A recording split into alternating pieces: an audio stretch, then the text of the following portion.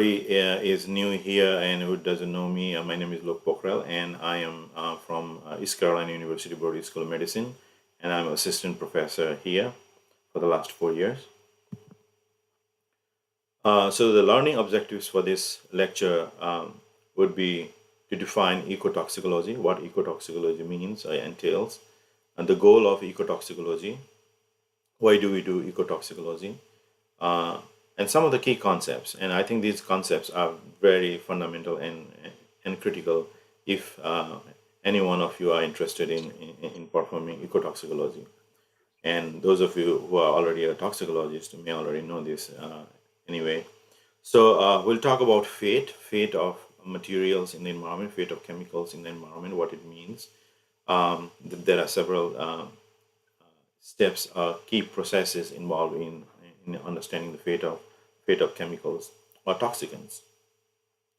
We'll talk about bioaccumulation, bioconcentration, biomagnification as well. And I'll also give you an illustration or an example of biomagnification and how biomagnification can be quantified. We'll also briefly touch upon sentinel species, what sentinel species are, and how they are important in understanding the toxicology of different chemicals. And finally, in the later part, second half of the presentation, we'll be looking at examples of several types of nanomaterials that we have studied, particularly focusing on phytotoxicity, that is the toxicity in plant species. And again, phytotoxicity is also a part of ecotox or ecotoxicology. So let's first define ecotoxicology. The term ecotoxicology, in short we call ecotox, was first coined or used by Professor René Trot. Professor Trot was a French toxicologist, and this was coined in 1969. So he defined ecotoxicology as the branch of toxicology concerned with the study of toxic effects. And toxicology, as you may know, is the science of poison caused by natural or synthetic pollutants, synthetic meaning man-made, to the constituents of the ecosystem. In the ecosystem, we know there are biotic system and abiotic system. Abiotic meaning non-living and biotic meaning living system. Caused by natural or synthetic pollutants to the constituents of ecosystem, animal including human, vegetable and microbial in an integral context. So the definition is pretty simple and straightforward. I don't think it needs further explanation. However, I generally tend to see the science from a critical standpoint. Ecotoxicology, as we know today, does not actually deal with human beings. However, when the definition was given by Professor Trout, he also included humans in ecotoxicology. Human toxicology is in itself a separate science or a separate branch of toxicology. And finally, towards the end, he mentions in an integral context. So especially when we are doing science, it has to be somehow measured. It should be measurable. It should be testable. You should be able to test it. But when you say integral context, what does it mean? Obviously, qualitatively, it has meaning, but in science, it has to be measured or quantified. And there is no way you can quantify or measure what an integral context means. So there is some limitation to this definition. The goal of ecotoxicology is to be able to predict the effects of pollution or pollutants or contaminants, as you may call, or toxicant. When you say toxicant, it's a man-made chemical. So to be able to predict the effects of pollution or toxicant so that the most efficient and effective action to prevent or remediate any detrimental effect in the ecosystem can be identified. So understanding the potential effects of any contaminant or a toxicant would allow us to protect the environment, to keep it simple. And that is why the ecotoxicology or toxicology in general is important. Some happen to say or call ecotoxicology as a borrowed science because ecotoxicology incorporates various aspects of science, including toxicology, ecology, physiology, molecular biology, analytical chemistry, or chemistry itself, biostatistics or statistics, which is very, very important. To be able to publish a good paper, you must have solid or robust statistical analysis component involved in your paper. So statistics or biostatistics, engineering is also very important when you are doing ecotoxicology, particularly. Sometimes you have to modify the apparatus or experimental setup, in which case engineering design is involved. You need to construct a microcosm or mesocosm in the outdoor environment or maybe in the indoor environment as well. So any type of construction related effort involves some kind of engineering.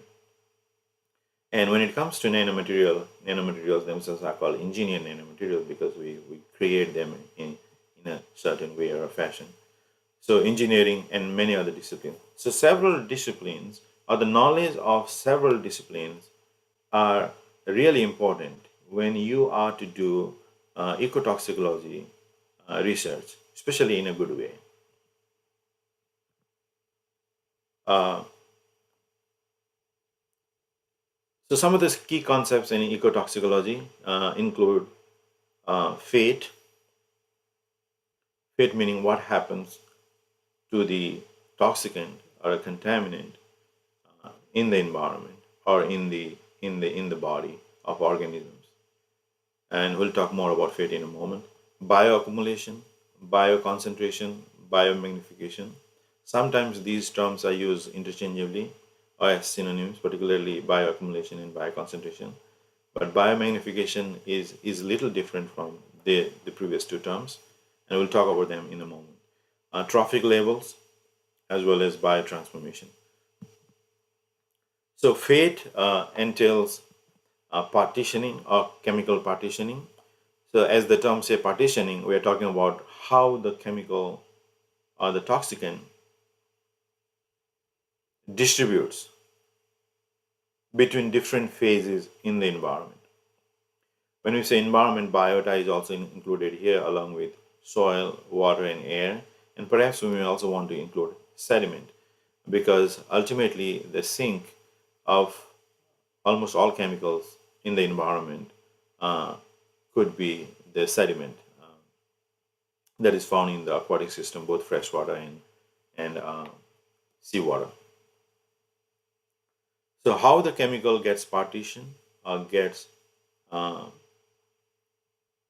distributed in different phases as it enters the environment. That is partitioning. Transport or distribution. Here we are talking about how chemical is transported within an organism from one side of the body to another or in the environment from point A to point B. That is called transport. And there is a difference between transport and partitioning.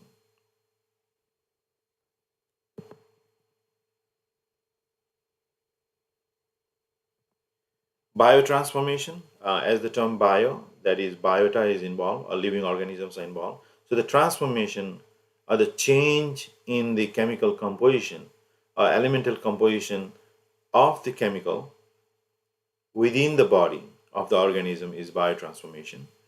In other words, we can also say degradation. Oftentimes, degradation happens in the environment, photodegradation in the presence of light, in the presence of oxygen. Likewise, microbial degradation also occurs in the environment. But microbial degradation can be called biotransformation because organism is living essentially, and therefore the transformation occurs during their general bodily activities. How the chemical is degraded or its structural integrity is broken down in the body or in the environment is biotransformation. In many cases, a lot of new species of the chemicals are formed, and in some cases, the sister compounds are more toxic than the parent compound.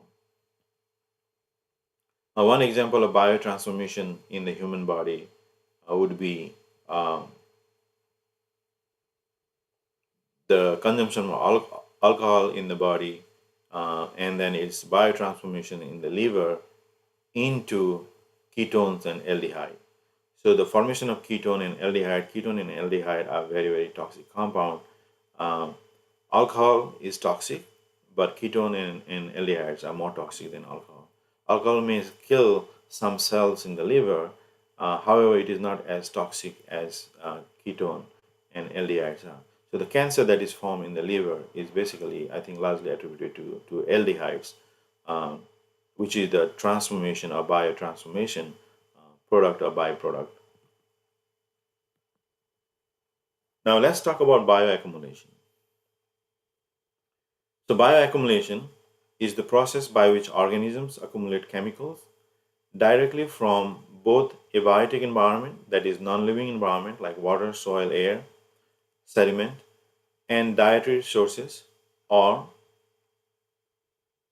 from the other organisms as well, a trophic level or food chain as you may call. So it is simply a process by which organisms uh, uptake chemicals, toxicants, pollutants, since this course being nanomaterial as well, from the environment. And this can be easily measured using different tools. And one of the most common tools for metal measurement analysis is Icp Ms. It is Icp Ms is really a robust tool. Likewise, Icp OES.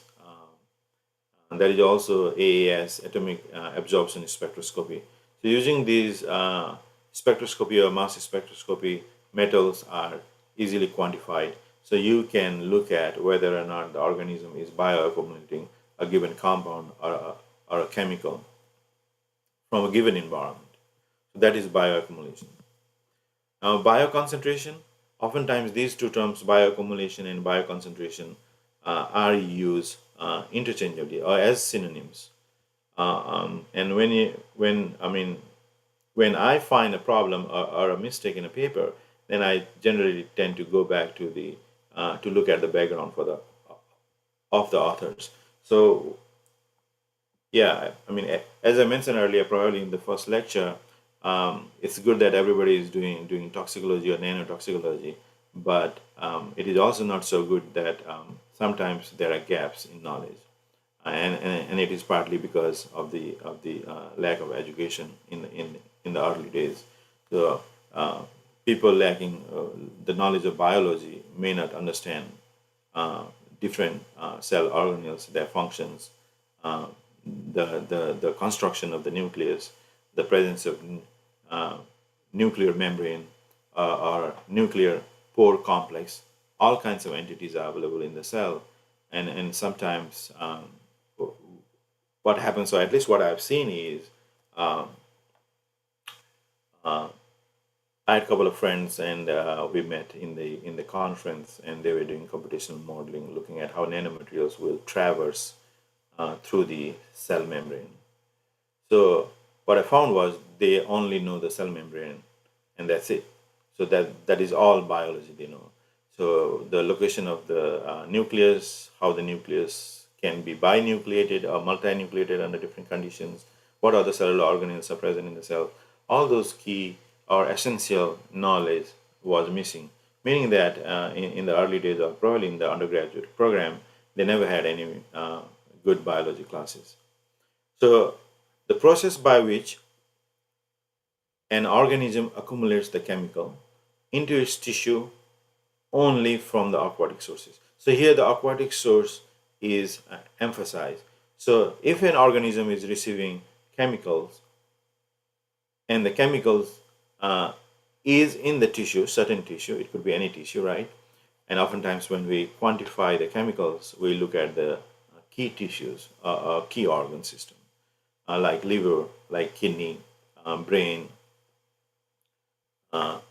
So the process by which an organism accumulates the chemical into its tissue only from the aquatic sources. So if the source is aquatic system, that is the water involved, then that bioaccumulation is technically called bioconcentration. So there is some similarity, but also when it comes to bioconcentration, it is more specific than bioaccumulation. Um, the Another widely used term I would say is biouptake, and I think it's a more general term, but again it is suggesting that something is taken up by the organism.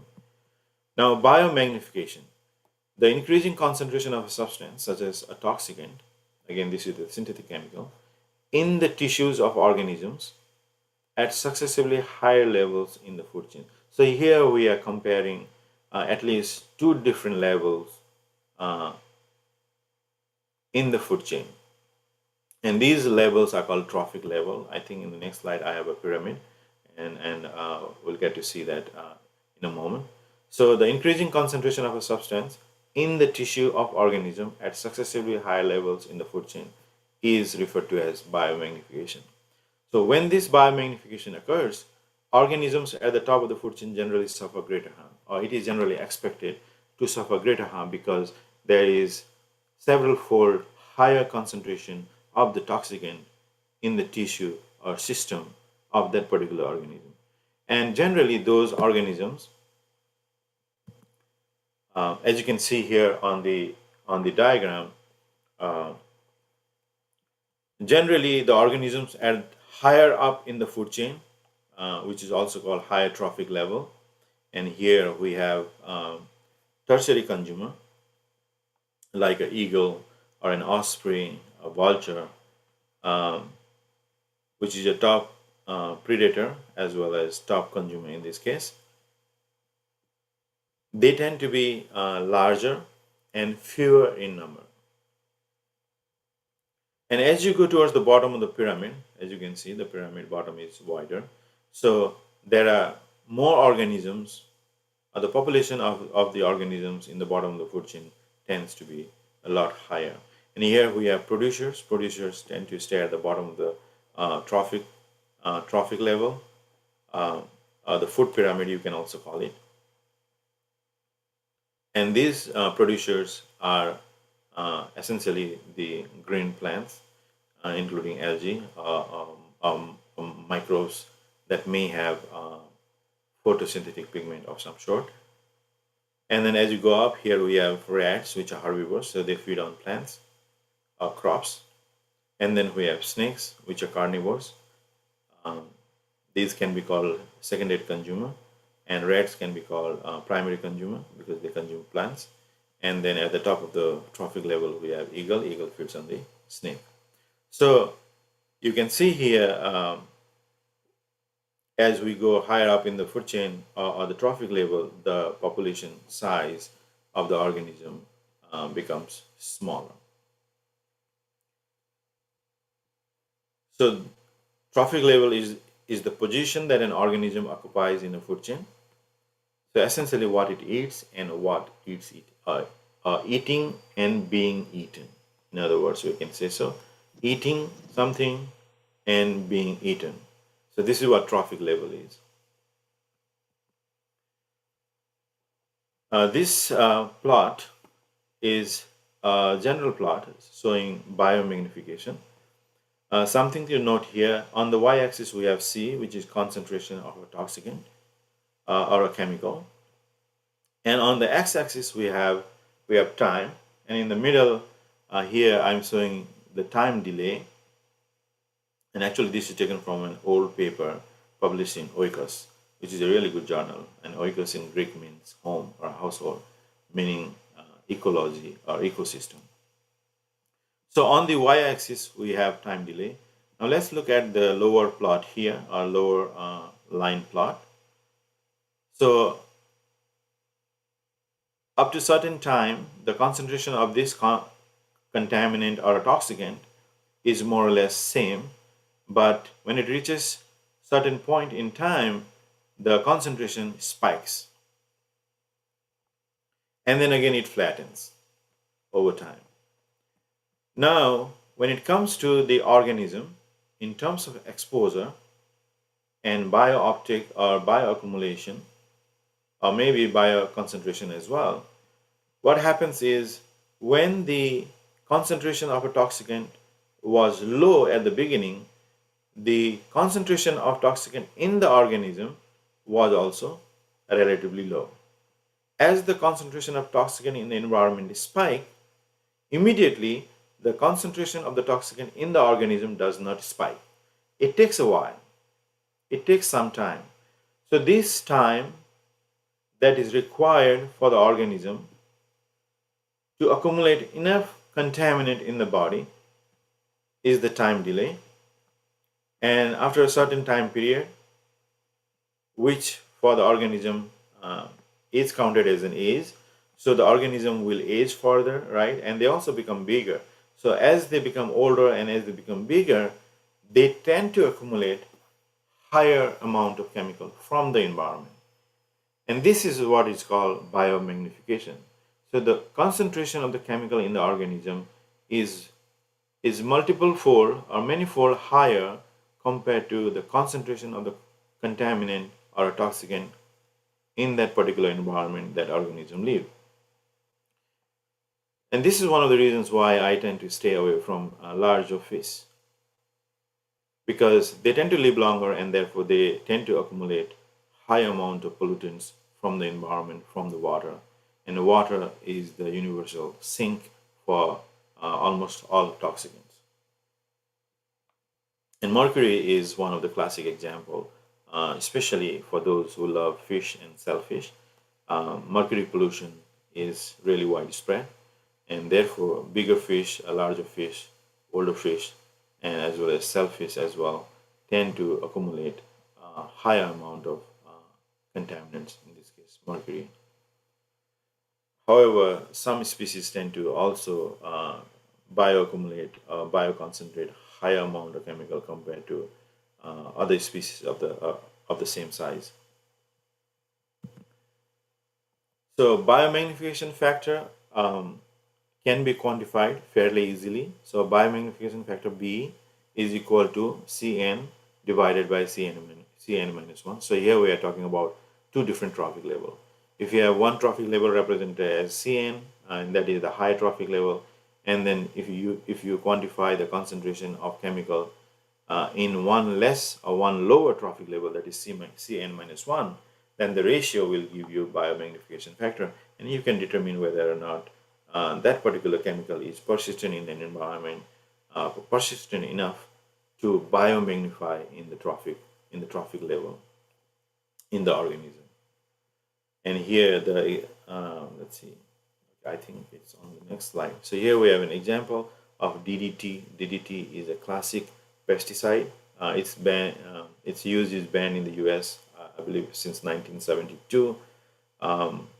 It is still used in other parts of the world, including in Asia. As I was growing up, they used to spray DDT during the evening to control the mosquito population. So essentially, we were exposed to a lot of DDT growing up. And we later found that obviously as you learn more, you get to understand more about things. So now we know that DDT is really harmful to the human body. So DDT is dichlorodiphenyl trichloroethane. It's a very harmful pesticide. It is used for mosquito control applications. I believe it is also used for controlling ants. So the hazard of DDT to non-target organisms or animals is particularly serious for those species living at top of the food chain. So especially here in this case, we see osprey or eagle. They are similar bird of prey. Higher up in the food chain, they eat fish in this case. So what you are seeing here to the right is in the osprey, the concentration, and this is just an example, the concentration of DDT is 25 ppm, parts per million, which is milligram per liter, or microgram per milliliter. And in the fish, here the example is 2 ppm, 2 parts per million. So essentially, if you are to quantify biomagnification factor B, then what you do is you divide 25 by 2, that is 12.5. So that is 12.5 fold magnification of the contaminant from one trophic level, that is the fish, a large fish in this case, to the osprey, which is at the highest level of the trophic system or the food chain. At the bottom, you see water. So the concentration of DDT in water is extremely small. It is minuscule, almost non-detectable. In zooplankton or phytoplanktons, around 0.4 parts per million. And then in the small fish, 0.5 ppm. So you can divide each step by one lower step, and you can calculate the biomagnification factor. So obviously between the last two, I think the biomagnification factor is very high between water and zooplankton, right? However, we don't really eat zooplankton directly, but we may eat birds. So those of us who eat birds, wild birds, go hunting, and in North Carolina here, hunting is a big thing. Almost everybody has gun.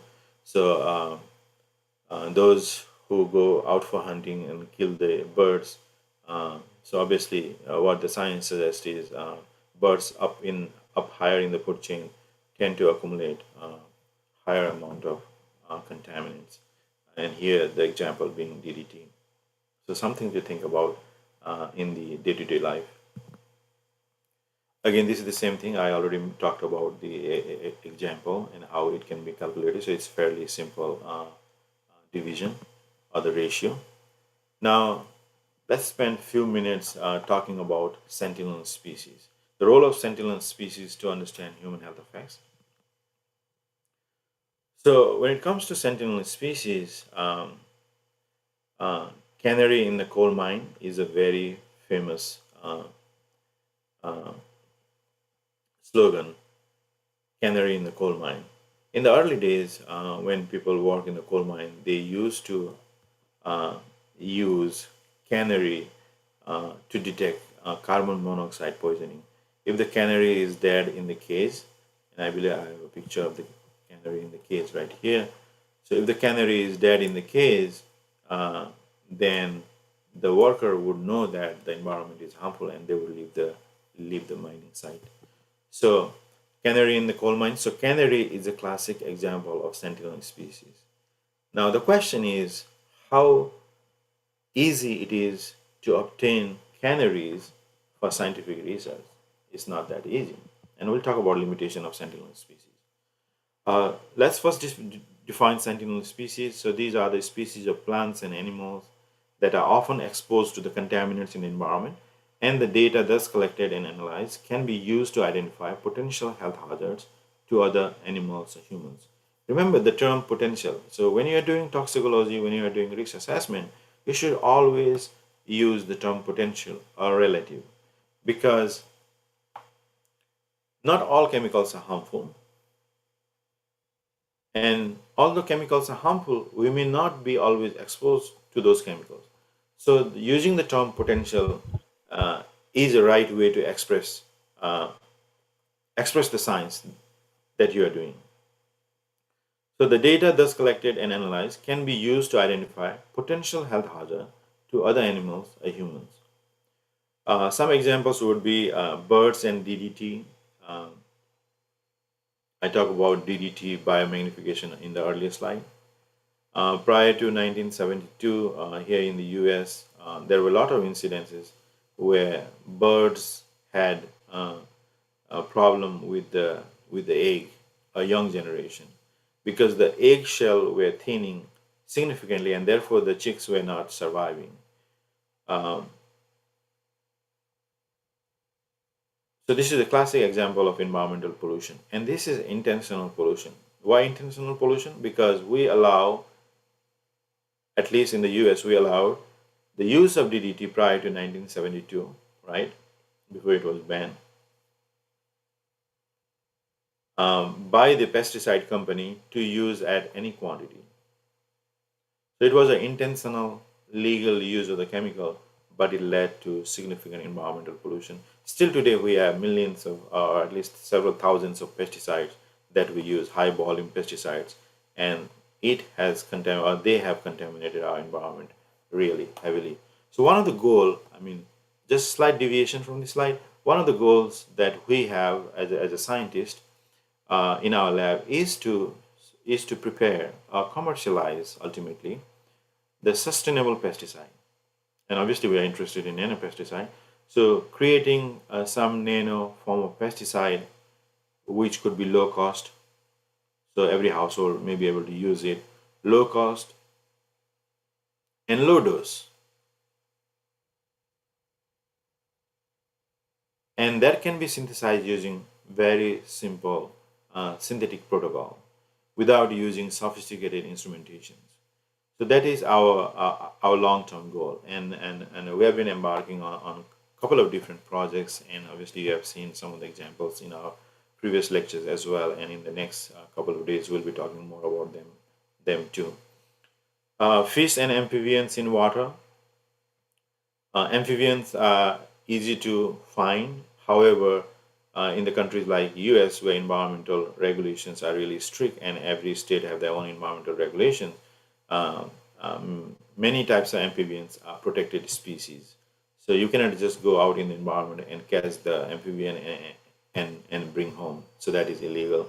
So it is not easier to work with amphibians, but it is easy to work with fish. But fish being vertebrates, you have to have a protocol approved by the Animal Use Committee from the university before you are able to do any kind of research on vertebrates. Some characteristics or key characteristics of Sentinel species. A Sentinel species should have a measurable response to the agent in question. Although the species might be available in the environment, if the species does not show measurable response, then it may not be useful for your toxicological purposes. A sentinel species should have a territory or home range that overlaps the area to be monitored. So having a local species would be helpful. A sentinel species must have sufficient population size and density to permit enumeration, which means that you need to have enough sample size.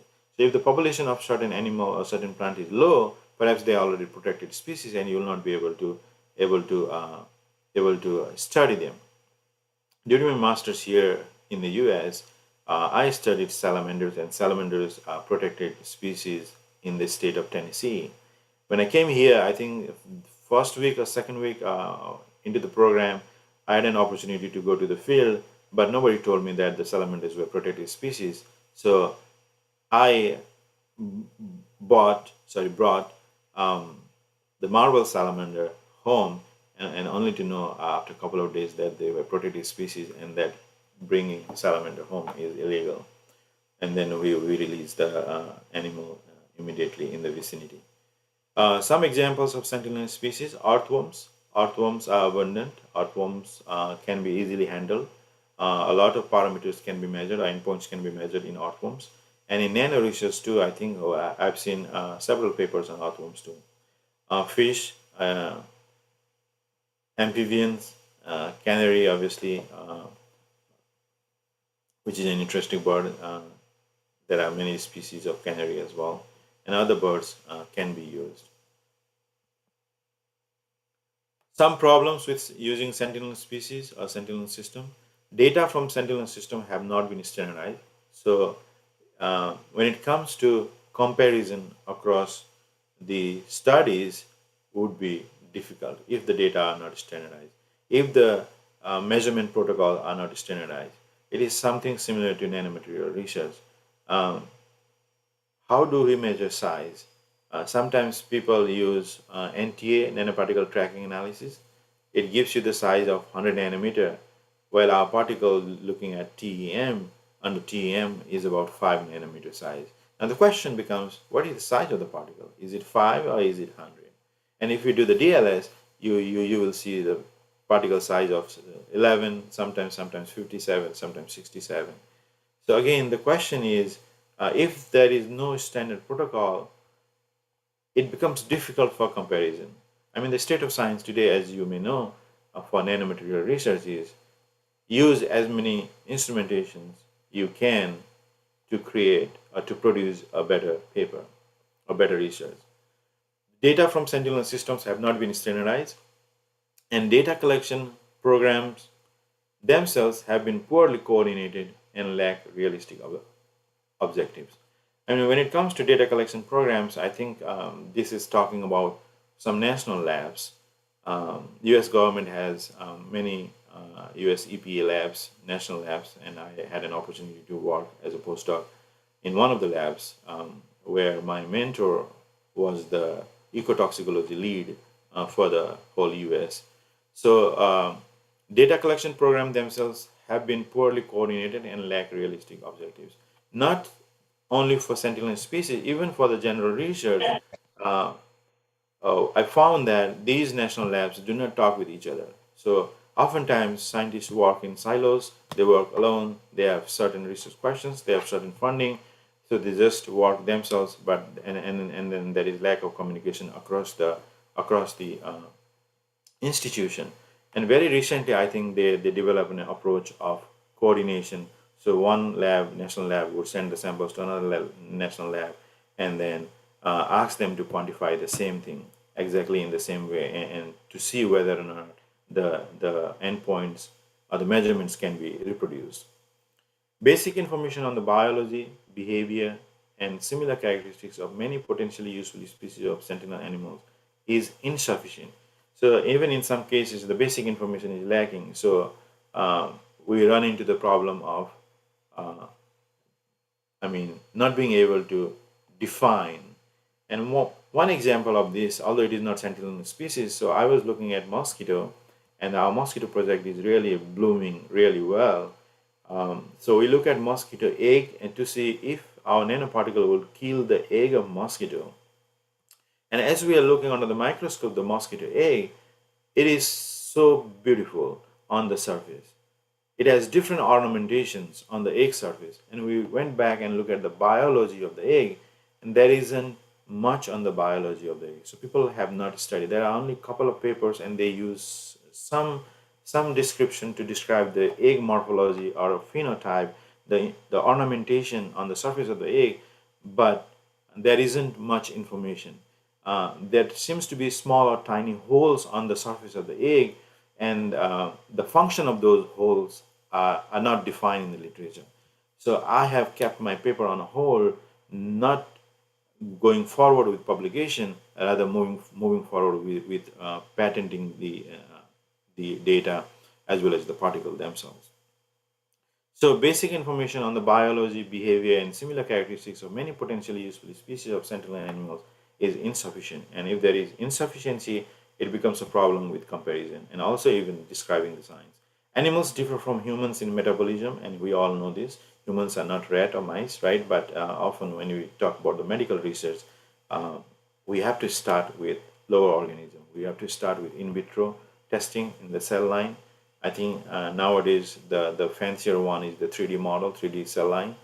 They are also called spheroids or organoid system. And we recently actually purchased a 3D printer, bioprinter. We are yet to do any testing or production of these organoids, but it is really an interesting science. Again, the question becomes how relevant it is to humans. It is fancier than using a single monolayer of cell, right, in vitro. But the question becomes how complex is it to capture what happens in the human body? So animals differ from humans in metabolism, pharmacokinetics, pharmacodynamics. So animals and humans will differ in the relationship between exposure and tissue concentration. So uh, there is a lot of or a big problem doing animal science and then extrapolating that to humans. However, that is the state of the art. And therefore, I think part of the problem is when the medicine or the drugs are created, they may not work effectively because many times the data are produced in animals and there is extrapolation from animals to humans. in terms of the dose or defining the dose, and the dose is either too toxic or it doesn't work at all. Quantitative extrapolation of exposure and dose-related effects to human is at best uncertain. So there are a lot of uncertainties in this drug design. And the same thing you have seen with the vaccine. So first they came up with first vaccine, right, for SARS-CoV-2, and then they said, okay, second dose is required, and then they went on to the third dose is required. Now they have started talking about the fourth dose. So I'm not sure how many doses we need to take, right? Obviously, as the science improves, we know more. But again, at some point, it leads us to think that, okay, is this the business policy, selling more products and then making more money? Or is this really what the science is telling us? Perhaps in the next few years, we'll be able to answer that question, or as we know more about the science. We have about 15 minutes, I believe. I think I have a few more slides for this first part of the lecture. And this is also Ecotox. And I really like this paper and this example. This is a very classic example of ecotoxicology. So we're looking at cadmium toxicology or toxicity in ptarmigan. Ptarmigan is a white-tailed geese-like bird. And this is an example from Colorado Rocky Mountain. The paper was published in Nature a while ago, but this is a really fantastic story. So what you're seeing here on the picture to the top left is the willow tree, willow plant, and I believe the cricket bat is made from the wood of willow plant. So actually this ptarmigan, the bird, feeds on this willow fruit or the willow bud, the young birds of the willow plant. And that's the primary or the staple for this bird. And the environment here is contaminated with metals, metal ore, and in this case, the authors studied the impact of cadmium.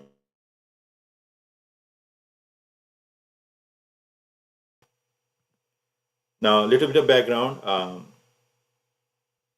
As I mentioned, this is the story about white-tailed ptarmigan inhabiting the Animas River watershed near Silverton, Colorado, USA. Ptarmigan is a kind of geese that mostly feeds on willow bird, which is Salix, and Animas River drains the ore belt. So essentially, the river is collecting a lot of these metals, heavy metals, including the cadmium. And cadmium is one of the most toxic element in the environment or in nature. Now, here we are looking at cadmium concentration in white-tailed grouse or the geese food. So this is the concentration of cadmium in the food of the ptarmigan. So first three box plot represents three common plants. Okay, and these are, I believe, perennial plants. And then the three taller box plots, they all belong to Salix, which is the willow plant, these three. So what you notice here is the concentration of cadmium on the y-axis, milligram per kg dry weight of the plant, was found to be significantly higher compared to other plants in that particular environment or locale. And now what caught my eye here when I was looking at this plot was the authors, I think, collected lower number of samples for these common plants, and for this Salix, they actually collected more than double as compared to these common plants. I mean, this generally raises questions. I mean, why would they do that, right? But as you look at the median for this scatter plot for Salix in the winter season, spring season, summer season, winter and spring, I think it's higher. It seems to be higher, and summer is a little lower. And perhaps in the summer, because of heat, the plant may not be plenty, and therefore perhaps there is less amount of cadmium in the plant, or the absorption capacity of the plant would be low. But also in the paper, they tend to talk about biomagnification in the plant. So perhaps that seasonality may not be a big issue if biomagnification occurs over time. So what we are seeing here is Salix plant had higher cadmium concentration compared to other food in the environment. Here we are looking at cadmium concentration in the kidney of the bird on the left plot. As the age of the bird increases, you see higher amount of cadmium in the kidney. So it is a very linear response. And based on the literature, the authors mentioned that 100 milligram per kg is a toxic threshold. So if you have just higher than 100 milligram per kg of cadmium in the kidney, then that will lead into severe toxicity. On the right plot, we are looking at the kidney cadmium concentration again, and I highlighted this reference site, the samples taken from the reference site, and the kidney concentration, cadmium concentration in the bird. And on the top, we see the data for contaminated site for the bird. So what you're seeing here is in the birds in the contaminated site actually harbored or had higher amount of cadmium in the kidney, elevated or toxic level. And we know cadmium elicits multi-organ toxicity. It affects the kidney, it affects the liver, it affects the bone, as well as other systems in the body. It is really a toxic compound. So this is just to summarize. So we have environmentally available metals, in this case cadmium, and we have plants that accumulate cadmium over time. The plant is a staple food for ptarmigan, and those ptarmigan that resided in the contaminated site actually had kidney damage, renal damage. The glomerulus, the initial part of the uriniferous tubule, were found to be highly dilated in almost all the birds. There was liver damage. There was 71% mortality of adults in that area.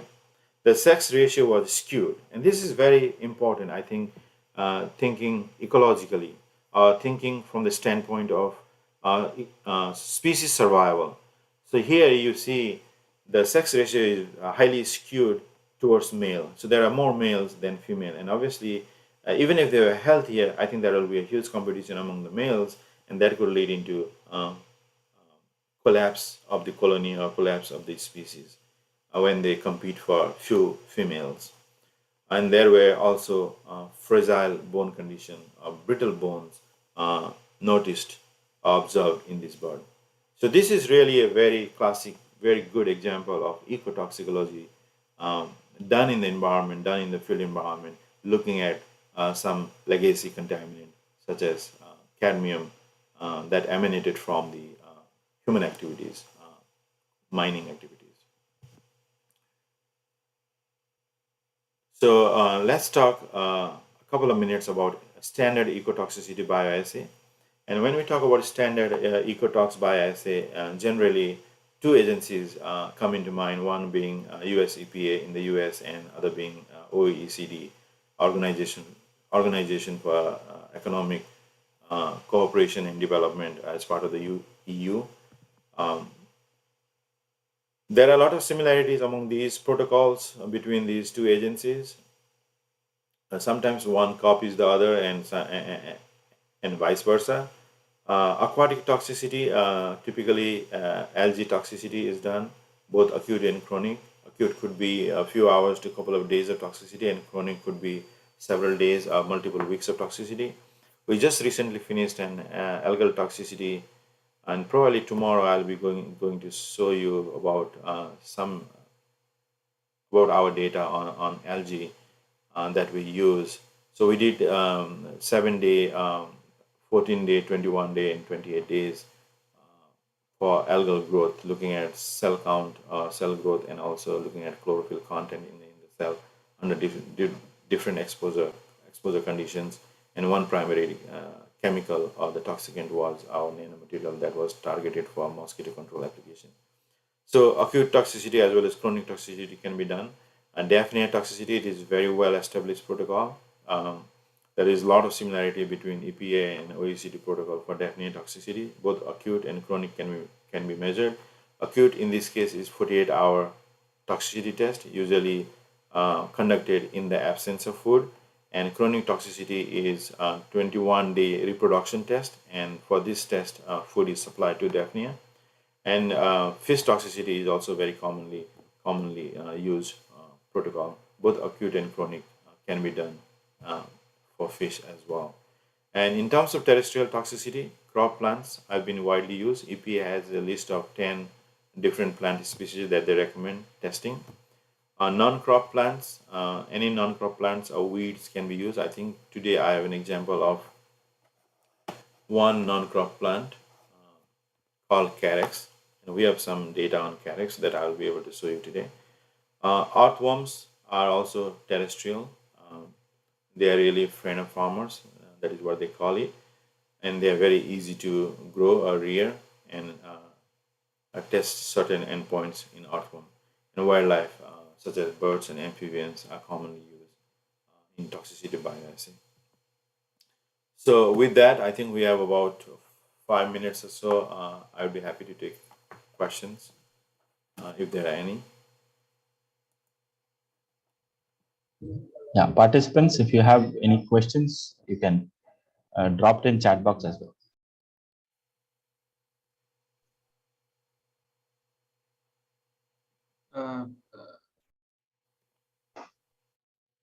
Hello, sir. There is one. Yeah.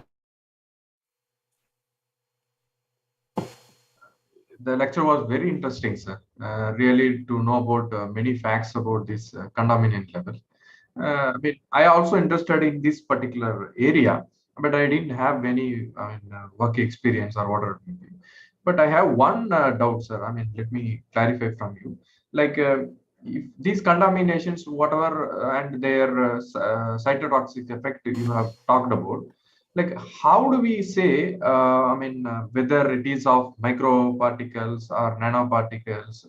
Because when it try to accumulate, whether inside the body, whether it will be in a segregated form or attached together and then become a bigger molecule, like what kind of particle range has affected that cytotoxicity? How do we estimate that? Is there any measure for that? So in terms of the internal dose, right? That is what you're talking about. Yeah, internal dose is very tricky, and often people don't do that. I have seen a couple of papers. I think this is a group maybe in Ireland. I forgot the scientist name. He's a big guy over there. So there has been some estimation that people use. So it will be some kind of computational modeling looking at the number of particles, right? But oftentimes, if you look at the classical chemical, body burden is easy to quantify, right? You can digest the whole animal or the whole tissue, and then you can weigh it and quantify whatever amount of chemical is there. So common metals are easy to quantify. Now, when it comes to nanomaterial, there are a lot of complexities. Now, when you quantify metal, is it the dissolved metal you are quantifying? Is it the nanomaterial 100%? Probably not, right? And what is the fraction of non-nano material within that entity, within that tissue, or the organism? So it is really difficult. But obviously, you can measure some endpoints looking at cytotoxicity, whether it is cell membrane damage, cell leakage, right? Whether it is lipid peroxidation, whether it is other enzyme activity inhibition, or DNA damage, right? Gene upregulation, downregulation. So those things can be measured. But in terms of internal dose, it is very tricky, and often people do not do that because it is difficult. Sir, and one more thing. When I interacted with one university here, lovely professional university. So what they did is like, usually in the computation analysis, they develop a ligand from existing database to create that one into three-dimensional structure, and then try to bind with any protein which we are interested to see with the type cytotoxicity. Those profiles are available. For nano, he has developed the ligand by himself by programming or whatever maybe. Then he allowed to bind with some of the protein molecule.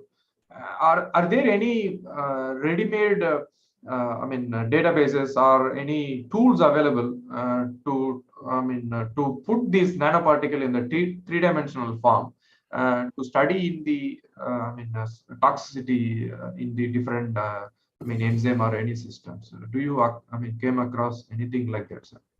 That's a very good question. So I don't do computational modeling, right? I do statistical modeling,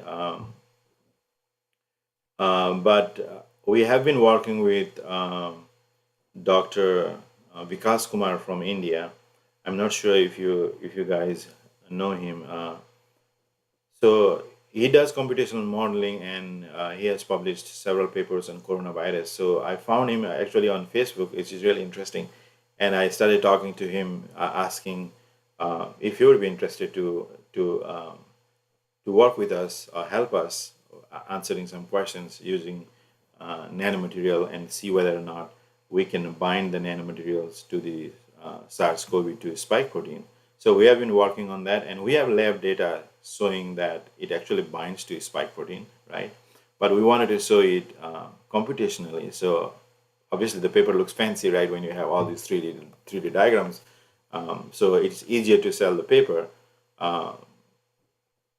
But when he started the modeling, I didn't have the 3D image of my particle, right?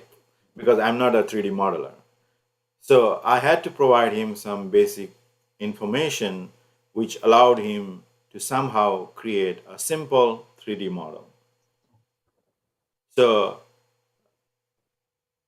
however, there could still be some gaps in our understanding of our particle. You think that you know what your particle is made of based on some of the analysis or characterization you have done, right? But as the technology or instrumentation improves, perhaps you get to learn more about your particles. So there is complexity, and obviously there is limitations in everyone's, right? We don't know everything. We have limitations. We have limitations because of our scientific background, because of our job as well. So we need to have a really good collaboration, and we have to build a good team. And only with that good collaboration, having good team members, we can at least answer some good questions and do some good research, because the world today has been very complicated. If you don't have computational modeler, if you don't have AI person doing statistics, right, it becomes harder to publish in high impact journal. Maybe I probably send that person contact to you also, sir, because he developed the 3D structures of nanomaterials. So Okay. probably it will work for you, I think. Yeah, I would really appreciate, if you could share the contact. I think last one, sir. Like usually when the particle synthesized from bio sources or from chemical sources, they say there is a lot of difference among these particle itself, because Right. the chemical synthesis one will have some kind of cross linking or anything to make it stabilize, whereas the bio synthesized particle does not require that capping agent, like that they say. So in terms of the synthesis route, are there any big differences in the toxic levels or toxic levels? Yeah, probably. I think there is, because even we use chemical synthesis, wet chemical synthesis, obviously in the lab, not using the biological material or bio waste, bio feed. So oftentimes we do see some variation from batch to batch. Even you do exactly the same thing, and Yeah. you think that your water, your DI water or milky water is exactly the same, but it may not always be the same. There might be some changes, a minor change, right, in the amount of DOC or in the amount in the pH level. So slight variation may change, and sometimes you end up having a solution or the suspension that may not be as stable as your last suspension was, using exactly the same protocol. And when you go with the biomaterials, biological materials, as a feed, as one of the reactants, then there is a lot of complexity, because biological materials are never always the same, right? You source from the environment and they are complex. From you source certain biological material from one soil condition, move to another soil condition, they will have a lot of different elements in them, and therefore, yeah, I mean, it is not comparable. You will end up with different byproduct. So although it is touted green synthesis, right? Yeah. But I think it will have a big problem in terms of scaling up, commercialization. Yeah, yes, that is Yeah, it looks nicer on the paper, green synthesis of something, right? And it's sustainable. But in terms of commercialization, and if you wanted to make money creating a chemical, that may not work. You have to have a very defined, solid protocol. Otherwise, industry partner will not license your product true. unless you start your own company, and that is not always feasible for every one of us, right? We Yeah. don't have rich fathers, so it's not always easy. Thank you, sir. Thank you. Any other questions?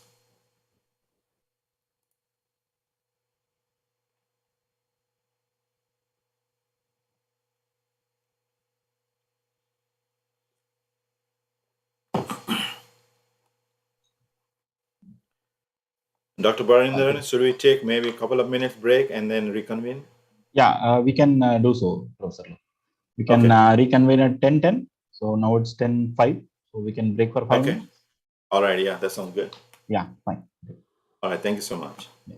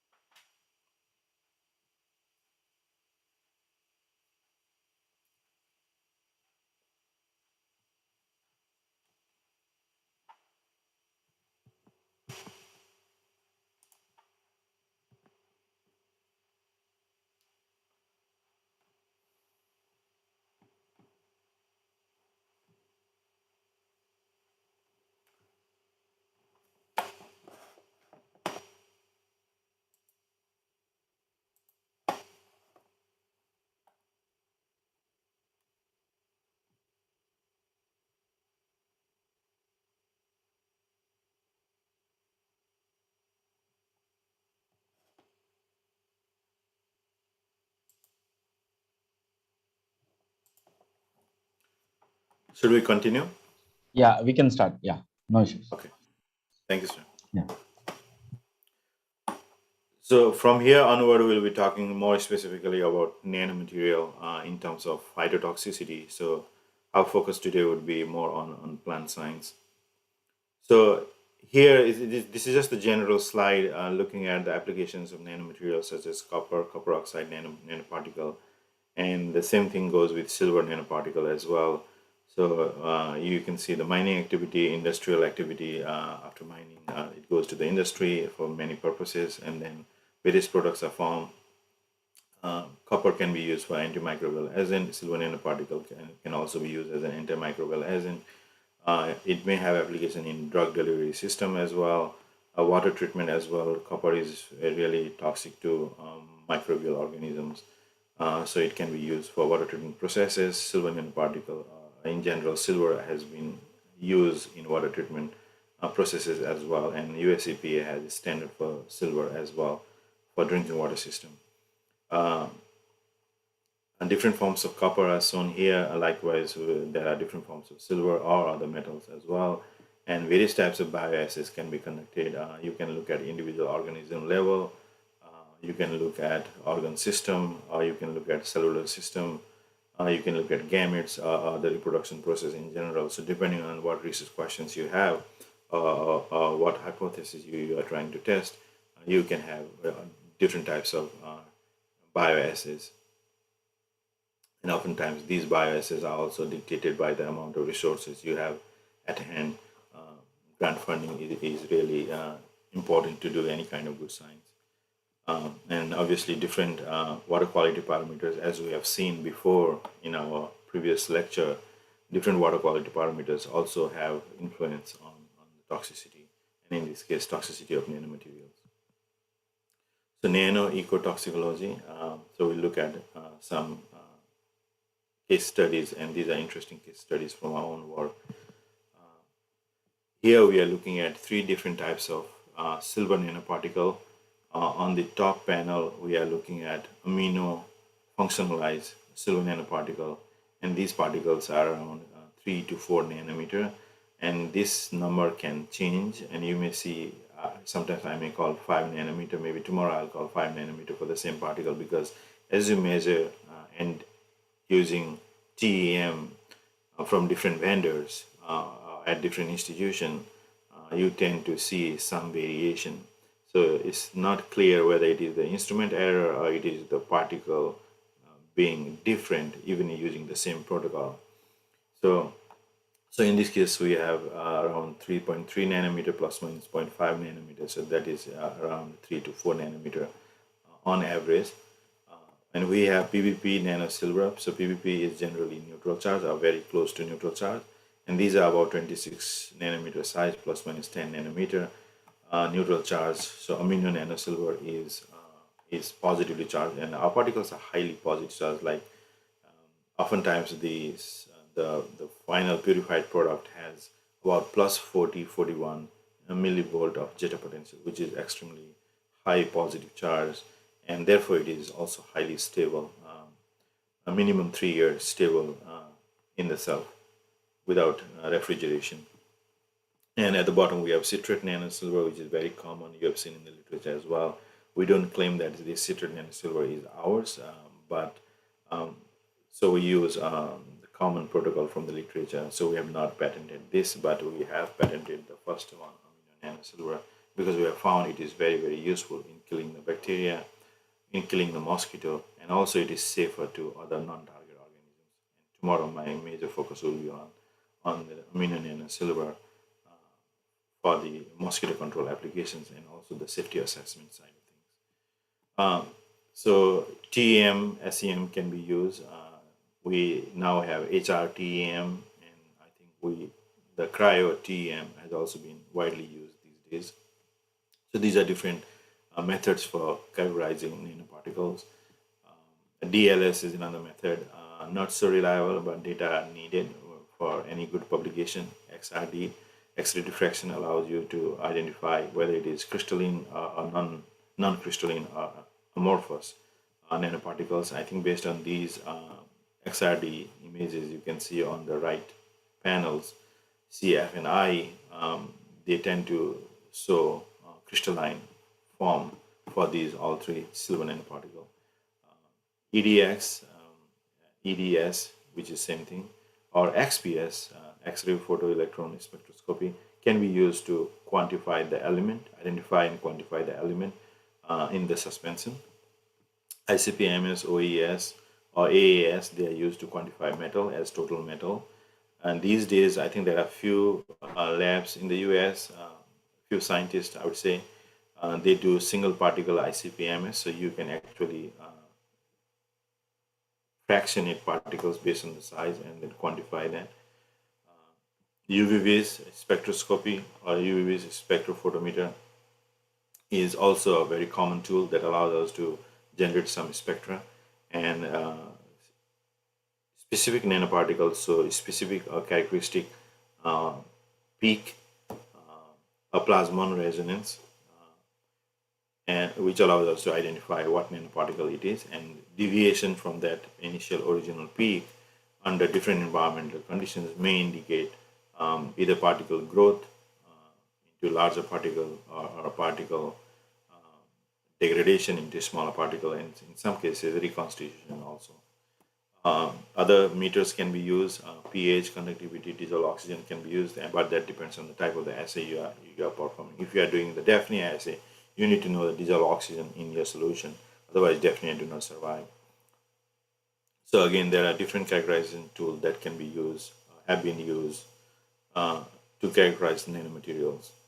It is often a good idea to characterize prior to the experiment, if possible during the experiment and also at the end of the experiment. But sometimes it is very, very expensive, such as electron microscopy. If you don't have it in your own department or in your own college and you had to pay money, then it becomes very expensive. We don't have in our department, so I have to pay money for every sample I run, around $180 or $250. If I pay $180, I have to include that person in the paper.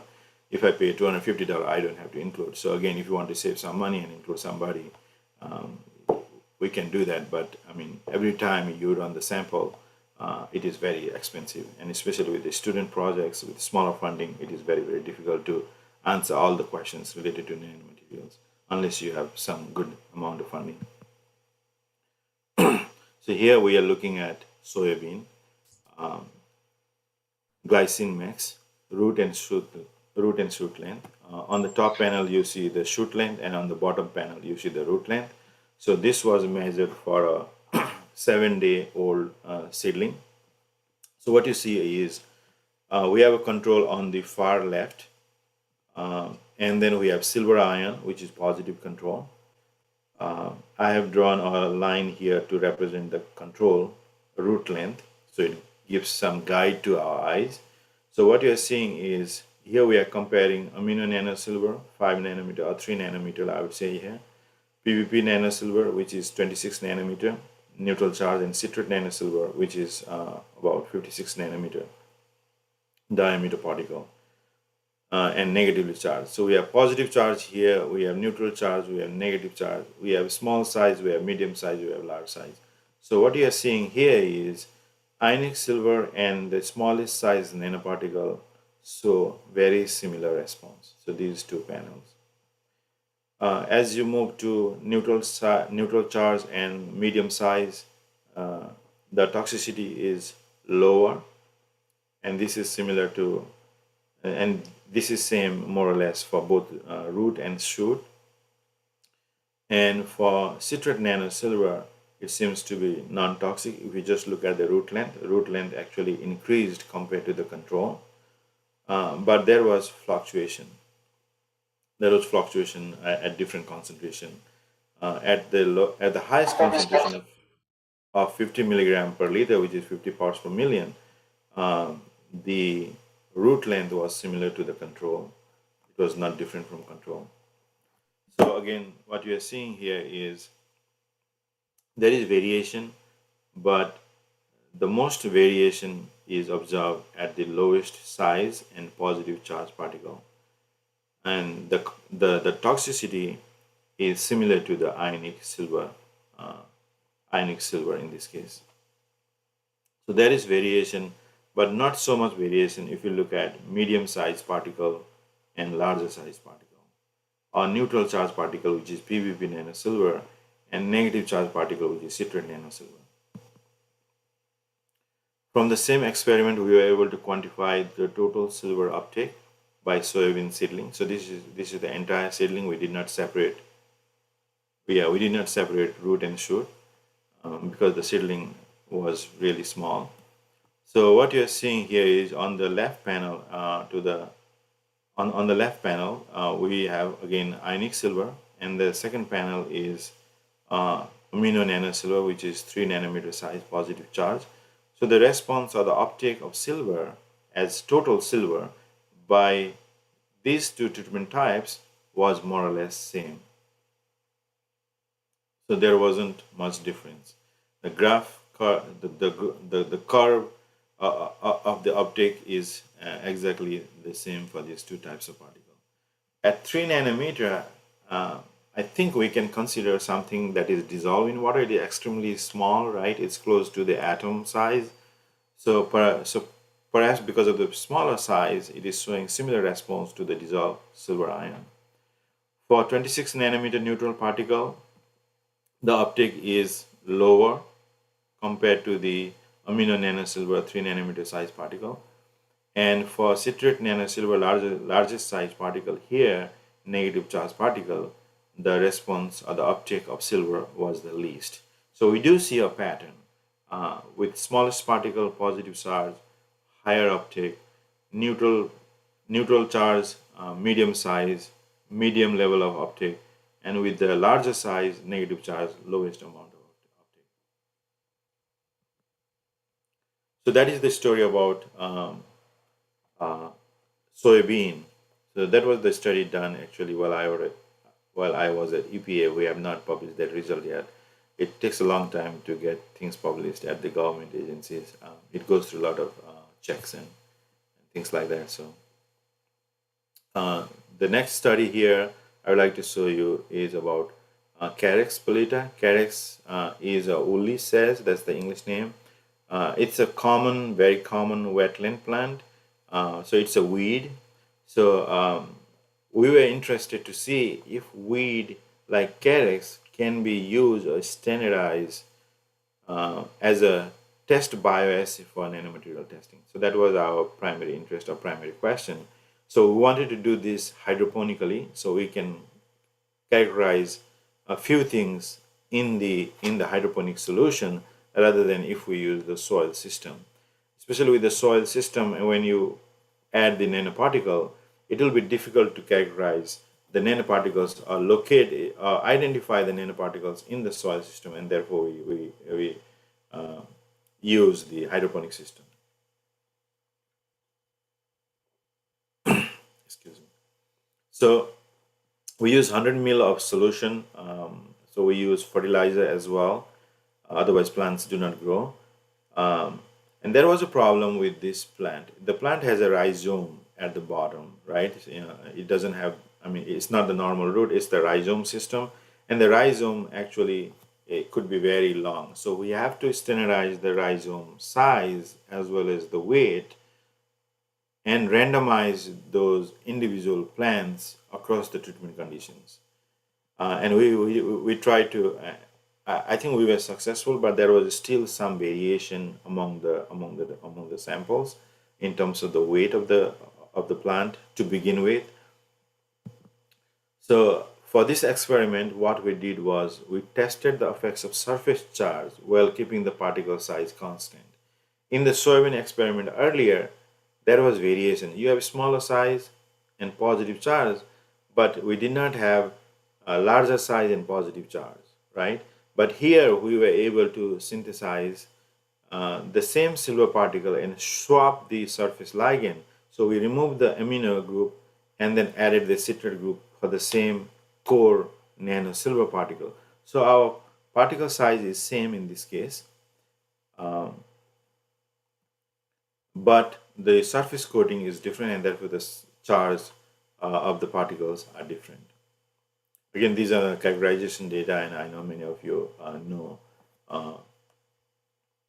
Xrd diffraction and EDX spectra shown here, identifying silver, and that these particles are crystalline. So for fertilizer, we use 20-20-20 NPK fertilizer, that is 20% nitrogen, 20% phosphorus, and 20% potassium. In addition to these three main ingredients, there were also some minor fertilizer or minor elements present in the fertilizer.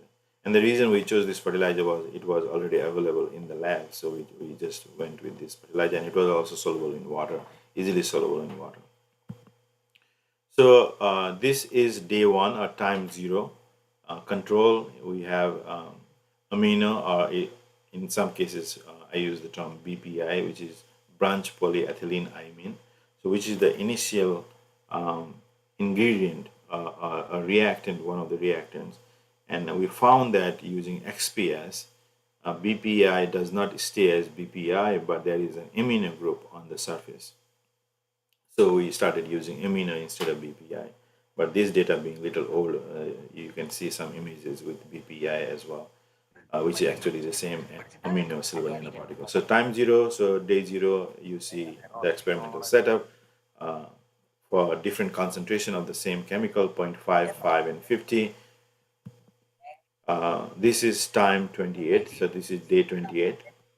And you can see plants have grown really well.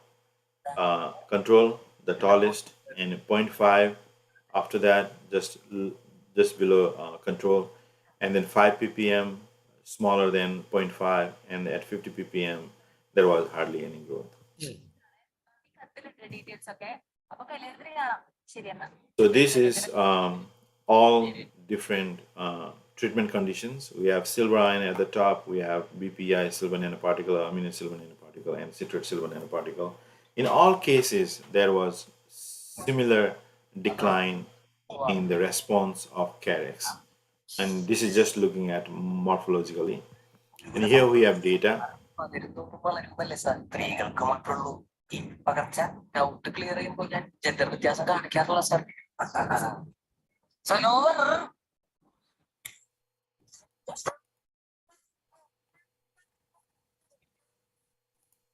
Okay. Please feel free to ask questions, okay, if anybody has any questions. So we are looking at shoot length here for Carex. What you see here is for the control, we have 3 control. Control, just the fertilizer. BPI, just the coating control. And the citrate, just citrate alone control. So we do see bigger growth or higher growth with just the coating material, meaning that coating materials themselves are not toxic in this case. 1 minute.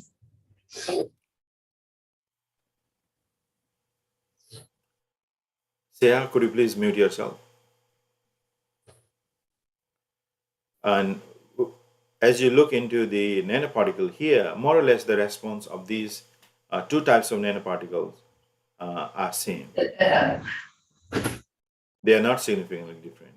For silver ions, at the lowest concentration, I think the average shoot length is higher, but these are also not statistically different from 0.5 ppm of amino nanosilver or citric nanosilver. So overall, the response of these 3 silver compounds are similar in terms of shoot length measurement. Here we have plotted the change in whole plant fresh biomass. So we did not do the dry biomass, we did the fresh biomass. The reason we did not do the dry biomass was the rhizome. Rhizome is really strong and it's hardy. So the rhizome may deviate the dry biomass significantly, and therefore we thought it would not be important to do so. Compared to if we had used soybean or some other plants, in which case there is no rhizome, so the root would be comparable. So this is the change, that is the difference in biomass on day 28 to the biomass measured on day 0. So the response of Carex for amino nanosilver, BPI silver nanoparticle, and citrate silver nanoparticle more or less same if you look at higher concentration, right? For 5 and 50 is very similar, okay? But at 0.5, the BPI silver nanoparticle, that is the lowest concentration, still shows toxicity compared to 0.5 milligram per liter of citric silver nanoparticle. Now the question is, lower concentration obviously could be environmentally relevant, and therefore you can say that, okay, this positive charge is more toxic and negative charge is less toxic. But as you increase the concentration, you do see similar toxicity. So it becomes difficult to generalize or to come up with some general statement. And for silver ion, it seems to be less toxic. However, at highest concentration, the toxic response was similar to a nanoparticle as well. So on this slide, I'm trying to show some transformation of nanoparticle. So this is the part of FATE experiment. We are currently also conducting some FATE experiment in the lab. So it is a 1 month long experiment looking at transformation of particles, which would be the amino nanosilver in this case, in the river water and lake water, in the presence or absence of fertilizer, and in the presence or absence of light. So we have few different environmental conditions, and we have been testing those different environmental conditions for our amino nanosilver as part of our mosquito project to understand whether or not there is aggregation or a particle size change. Obviously, charge will be changed, but I'm not sure about the size, but there might be some changes in the size as well. So here we have some pilot data for our citrate silver nanoparticle in the presence of fertilizer. The top one, the black spectrum, is for citrate silver nanoparticle at 50 ppm, and the red spectrum is for 50 ppm citrate silver nanoparticle with fertilizer, which would be NPK fertilizer at 100 milligram per liter. And the blue spectrum is for 5 ppm and the green is for 0.5 ppm. So we do have all three concentrations that we used for the previous CAREX experiment, and look at the changes. And then we also did the electron microscopy analysis of the particles. So there was no change in the spectra from the UVVs, and therefore we didn't expect the particle size to change. And so this is the TEM image. Although it is small, I think you are able to see these particles.